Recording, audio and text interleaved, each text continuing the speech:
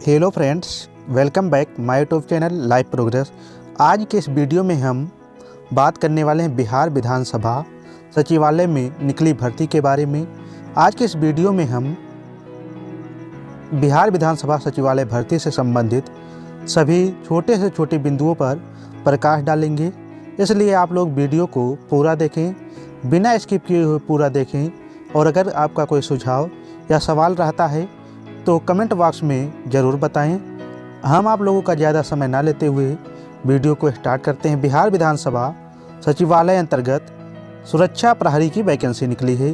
के रिक्त पदों पर भर्ती के लिए आयोजित होने वाली प्रतियोगिता परीक्षा हेतु विज्ञापन संख्या 02/2023 का प्रकाशन बिहार विधानसभा सचिवालय द्वारा किया गया है, जिसे सभा सचिवालय की वेबसाइट आप लोग बेहतरीन जानकारी के लिए www.vic.nic.in पर देख सकते हैं।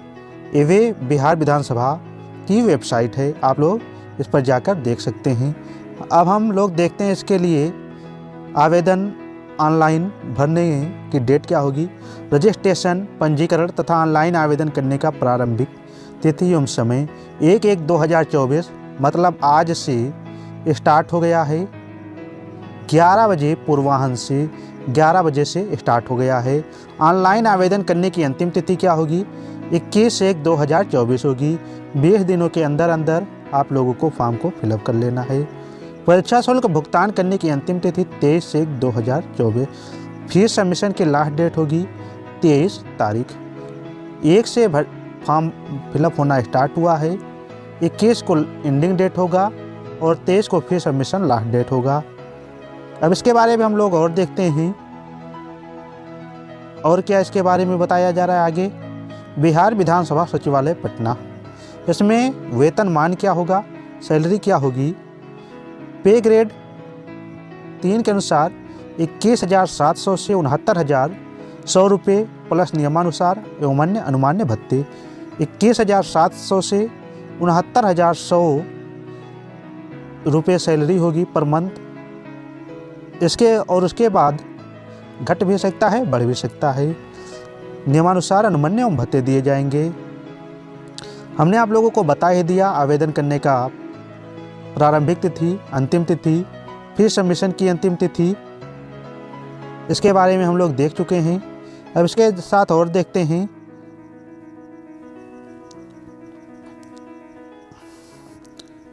अब इसके बारे में देखते हैं कुल कितने पद हैं। पदों की संख्या जो है, अनारक्षित वर्ग अर्थात जनरल वर्ग के लिए 6 पद हैं और उसमें फीमेल कैंडिडेट के लिए 2 पद हैं। आर्थिक रूप से कमज़ोर वर्ग EWS के लिए 8 पद हैं और EWS फीमेल के लिए 3 पद हैं। अनुसूचित जाति के लिए 20 पद अर्थात SC कैंडिडेट के लिए 20 पद और SC कैंडिडेट फीमेल के लिए 7 पद हैं। अत्यंत पिछड़ा वर्ग अनुसूचित जनजाति ST के लिए 2 पद हैं और उनमें फीमेल के लिए कोई पद का प्रावधान नहीं है। जो अत्यंत पिछड़ा वर्ग है उसके लिए 25 पद हैं और फीमेल कैंडिडेट के लिए 9 पद हैं।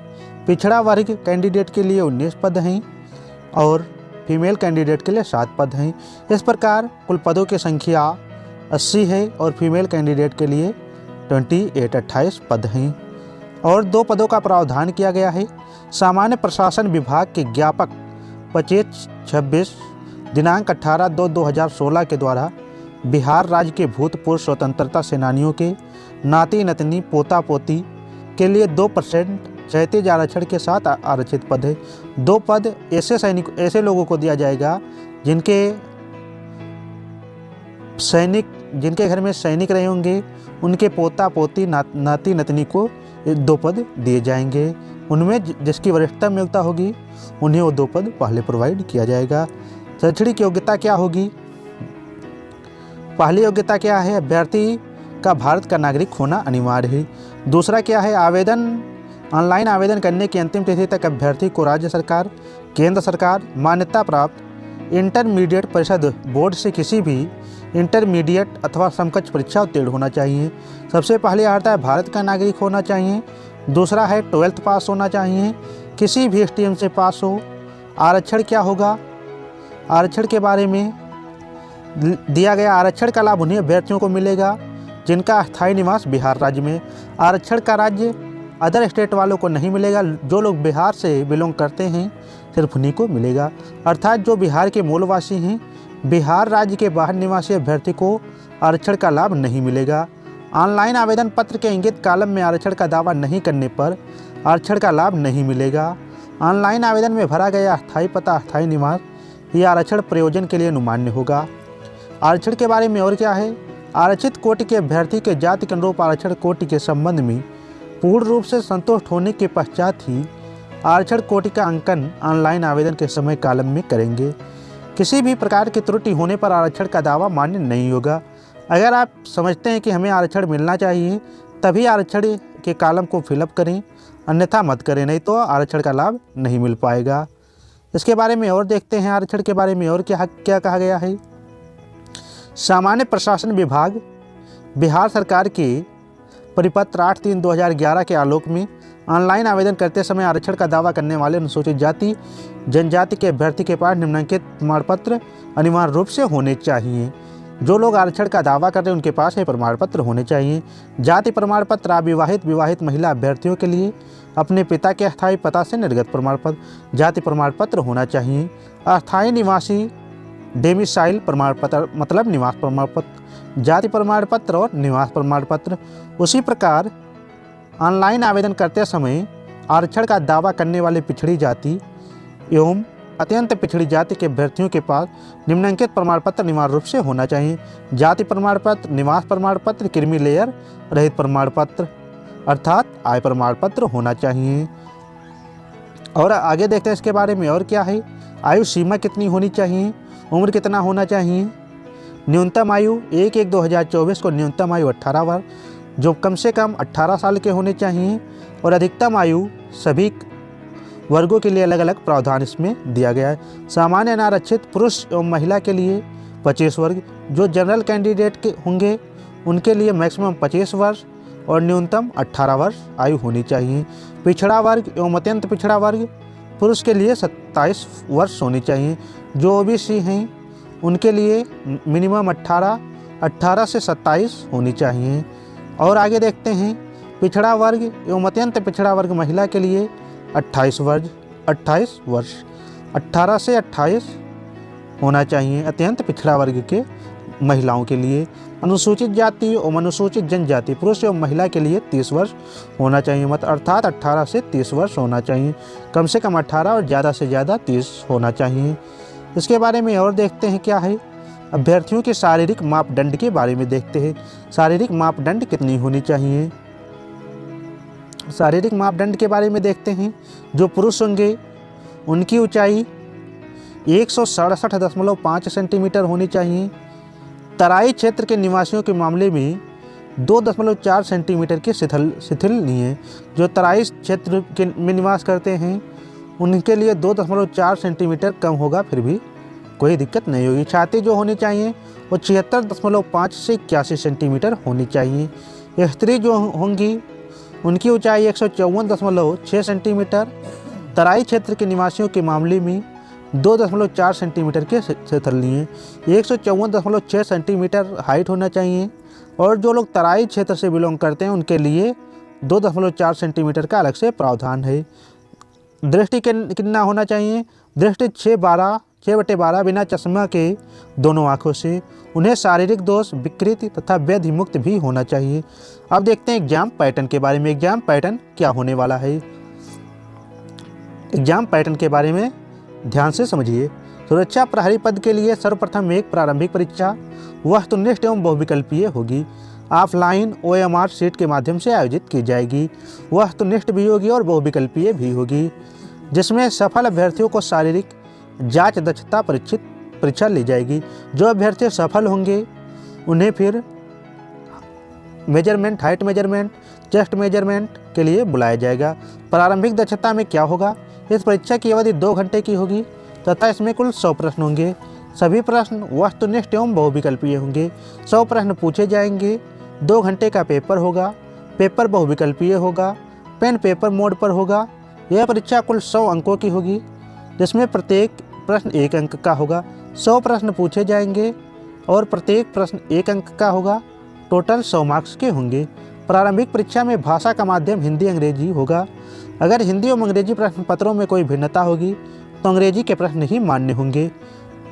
जो प्रश्न पेपर होगा वो बाइलिंगुअल होगा। और उसके बाद अगर पेपर बाइलिंगुअल होगा, अगर पेपर में कोई फॉल्टिंग पाई जाती है तो अंग्रेजी वाले को बहुल्यता दी जाएगी। कौन कौन से सब्जेक्ट होंगे? इस परीक्षा में निम्नांकित विषय होंगे। गणित प्रश्नों की संख्या 50 होगी। मैथ से 50 नंबर के प्रश्न पूछे जाएंगे। सामान्य अध्ययन प्रश्नों की संख्या 50 होगी और जीके से 50 क्वेश्चन पूछे जाएंगे। टोटल 100 क्वेश्चन, 100 मार्क्स के क्वेश्चन होंगे। और आगे देखते हैं इसमें और क्या है। गणित में कौन कौन से टॉपिक होंगे? संख्या पद्धति से संबंधित प्रश्न, नंबर सिस्टम के प्रश्न होंगे, पूर्ण संख्याओं का अभिकलन, दशमलव और भिन्न, संख्याओं के बीच परस्पर संबंध, मूलभूत अंकगणितीय संक्रियाएं, प्रतिशत, अनुपात तथा समानुपात, औसत, ब्याज, प्रॉफिट एंड लॉस, लाभ और हानि। प्रारंभिक परीक्षा का स्तर बिहार विद्यालय परीक्षा समिति के मैट्रिक 10वीं अथवा समकक्ष स्तर का होगा। क्लास 10th लेवल के प्रश्न पूछे जाएंगे। सामान्य अध्ययन में का टॉपिक क्या होने वाला है देखते हैं। समसामयिक विषय, महत्वपूर्ण राष्ट्रीय अंतर्राष्ट्रीय समसामयिक घटनाएं अर्थात करंट अफेयर पूछा जाएगा। वैज्ञानिक प्रगति, विज्ञान के बारे में पूछा जाएगा। राष्ट्रीय अंतर्राष्ट्रीय पुरस्कार, खेल एवं खिलाड़ियों के बारे में पूछा जाएगा। बिहार राज्य के बारे में स्पेशली पूछा जाएगा और भारत के बारे में।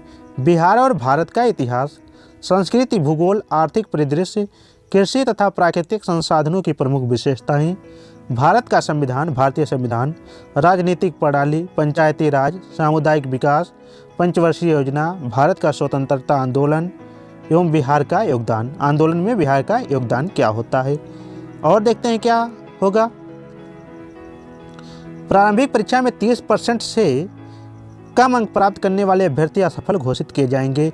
जो कैंडिडेट 30% से कम मार्क्स लाते हैं उन्हें फेल घोषित किया जाएगा। प्रारंभिक परीक्षा में प्राप्त अंकों के आधार पर उपलब्ध रिक्तियों के आरक्षक कोटिवार 10 गुना प्रत्येक कोटि के लिए अभ्यर्थियों का चयन शारीरिक जांच दक्षता हेतु किया जाएगा। 10% लोगों को बुलाया जाएगा, 10 गुना लोगों को। प्रारंभिक परीक्षा अंतिम मेधा सूची का आधार नहीं होगी। प्रारंभिक परीक्षा केवल शारीरिक दक्षता जांच माप के लिए अर्हक होगी।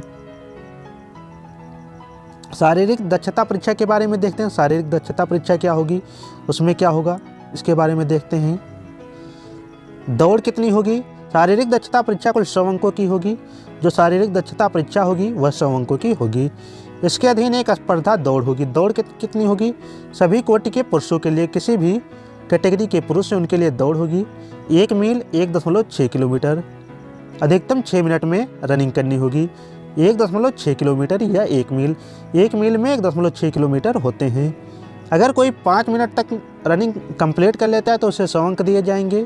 5 मिनट से अधिक एवं 5 मिनट 20 सेकंड तक तो उसे 80 अंक मिलेंगे। अगर 5 मिनट 20 सेकंड से अधिक एवं 5 मिनट 40 सेकंड तक तो उसे 60 अंक मिलेंगे। अगर 5 मिनट 40 सेकंड से अधिक एवं 6 मिनट तक तो उसे 40 अंक मिलेंगे। 6 मिनट से अधिक समय लेने वाले अभ्यर्थियों को असफल घोषित किया जाएगा। जो अभ्यर्थी 6 मिनट से ज़्यादा समय लेंगे उन्हें असफल घोषित किया जाएगा। अब देखते हैं महिलाओं के बारे में क्या है। महिलाएं 5 मिनट तक अगर कोई फीमेल रनिंग करती है तो उसे 100 अंक दिया जाएगा। 1 किलोमीटर 6 मिनट में रनिंग करना होगा। 5 मिनट से अधिक एवं 5 मिनट 20 सेकंड तक 80 अंक। 5 मिनट 20 सेकंड से अधिक एवं 5 मिनट से 40 सेकंड तक 60 अंक। 5 मिनट 40 सेकंड से अधिक एवं 6 मिनट तक 40 अंक। और अगर 6 मिनट से ज़्यादा समय लिया जा रहा है, फीमेल कैंडिडेट हो या मेल कैंडिडेट हो, तो उन्हें असफल घोषित किया जाएगा। परीक्षा शुल्क कितना होगा? परीक्षा शुल्क के बारे में देखते हैं। बिहार राज्य के मूल निवासी अत्यंत पिछड़ा वर्ग एवं आर्थिक रूप से कमजोर वर्ग एवं अनारक्षित वर्ग के पुरुष अभ्यर्थियों एवं राज्य के बाहर अभ्यर्थियों, चाहे वे किसी भी कोटि वर्ग महिला पुरुष के हों, आवेदन पत्र का मूल्य 675 रुपये तथा बिहार राज्य के मूल निवासी अनुसूचित जाति, अनुसूचित जनजाति एवं राज्य के मूल निवासी सभी वर्ग की कोटि महिला अभ्यर्थियों के लिए 180 होगा। इसी के आधार पर सिलेक्शन लिया जाएगा। फिर उसके बाद ऑनलाइन आवेदन करने के लिए दिशा निर्देश कुछ दिया गया है, उसे प्रिंट आउट निकाल कर उसे अपने पास बैंक रसीद प्रिंट आउट निकाल कर अपने पास सुरक्षित रखेंगे और किसी भी तरह का वो होने पर संपर्क करेंगे। अगर आप लोगों का कोई सुझाव या सवाल होगा तो कमेंट बॉक्स में ज़रूर बताएंगे।